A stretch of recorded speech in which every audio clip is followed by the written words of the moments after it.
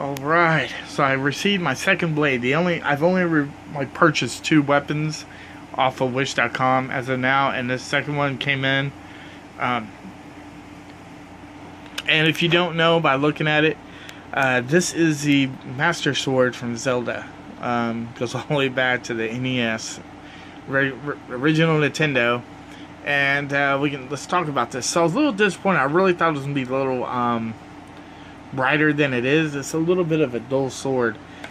And let's take a look as a comparison. This is the Sting. See how shiny that is, and look how dull that one is. Kind of wish this was shiny like this. I think it would look incredible if it was. I'm not sure if that's something a polish would fix or not. I'm not sure, but I kind of wish that was glossy and not that like bland, blade style there. Just not shiny. But this is all metal. It's like one solid piece. So this is actually heavy. This is heavier than the Sting blade. It's an inch longer. The handle here as well is small, as you can see. I can only get a couple fingers around it.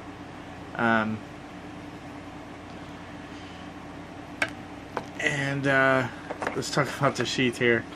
This is probably the most disappointing part. This is just plastic. This whole thing. This is not metal trim or anything. It's just plastic. Real cheap. I mean, real cheap right here.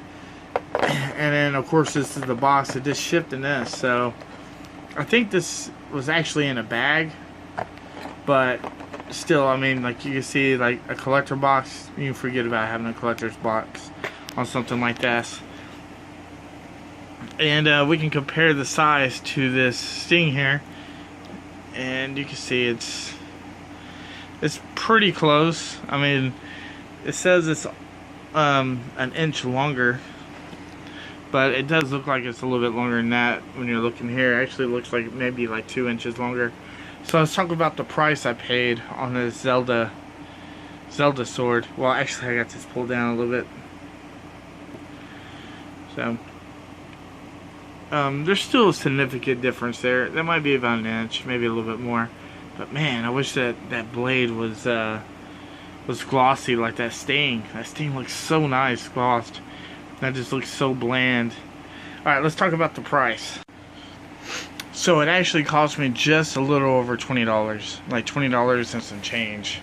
Now, I'm not a huge Zelda fan, but let's just say if I saw sorry, I'm tired.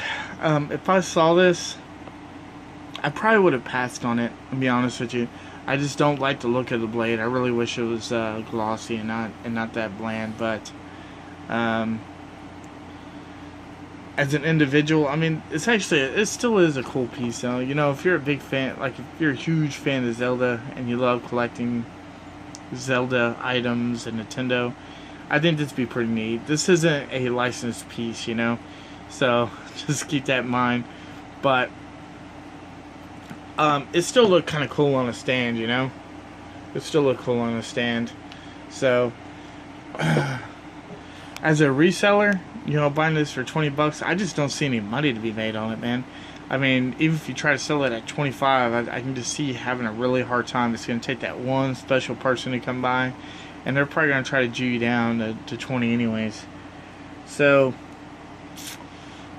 at this time, I would say kind of pass on this as a reseller. As an individual, if you like Zelda and stuff, I think you'll kind of dig this.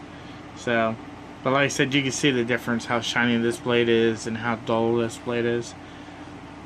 But, alright guys, thanks for watching. I'll see you on the next one.